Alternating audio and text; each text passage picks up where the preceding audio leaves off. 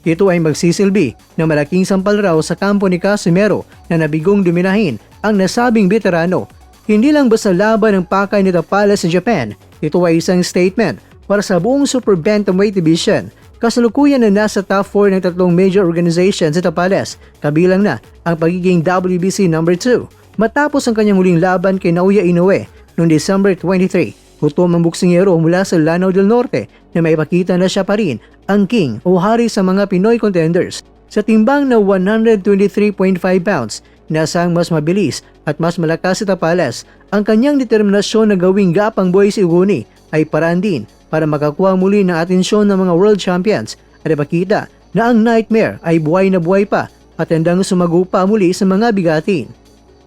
Sa makasaysayang Korakuen Hall sa Tokyo, malalaman kung hanggang saan ang paninindigan ni Marlon Tapales sa ilalim ng produksyon ng TV Promotions o Treasure Boxing Promotions. Ang laban na ito ay inaabangan ng mga boxing fans sa buong mundo, lalo na't eksklusibo ito na mapapanood sa stream na Unext.